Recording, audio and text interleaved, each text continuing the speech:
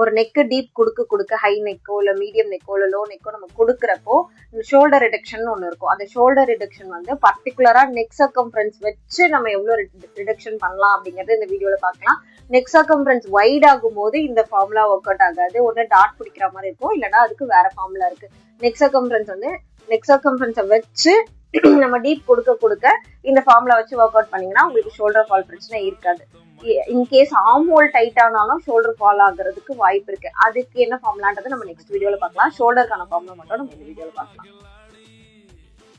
Shoulder 14 inches, neck deep வந்து 9 inches வைக்கும் போது என்ன நம்ம ரெடி மெஷர்மெண்ட் வைக்கணும் அப்படிங்கறத நம்ம இந்த வீடியோல பார்க்க போறோம்.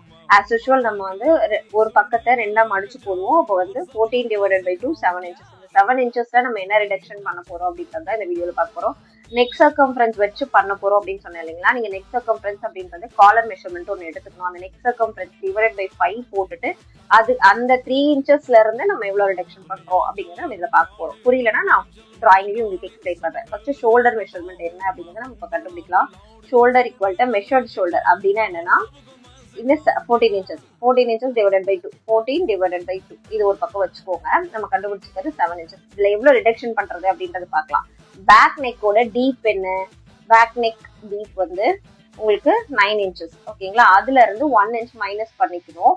அது கூட இன்ட்டு 0.25 போட்டீங்கன்னா வர வேல்யூ தான் நம்ம ரிடக்ஷன் பண்ண போற வேல்யூ.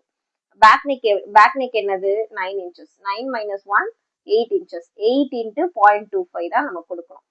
9 minus 1 8 இன்ச்சஸ் into 0.25 போட்டீங்கன்னா என்ன ஆன்சர் வரும்னா 2 இன்ச்சஸ் வரும். ஓகேங்களா. 7 minus 2 உங்களுக்கு 5 இன்ச்சஸ். இப்போ நம்ம மடிச்சு இப்படி போடுவோம். இதுல நெக் சர்க்கம்ஃபரன்ஸ் டிவைடட் பை 5 அது இந்த இடத்துல நம்ம மார்க் பண்ணுவோம். அதாவது 3 இன்ச்சஸ் நம்ம இதுல மார்க் பண்ணுவோம். அதுக்கப்புறம் இங்க இருந்து 7 இன்ச்சஸ் நம்ம கொடுக்க போறோம். 7 இன்ச்சஸ்ல இருந்து 1 இன்ச் உங்களுக்கு ஷோல்டர் ஸ்லோப் கொடுக்கணும். ஷோல்டர் ஸ்லோப் கொடுத்துட்டு இந்த இடத்தை இப்படி கனெக்ட் பண்ணிடுங்க.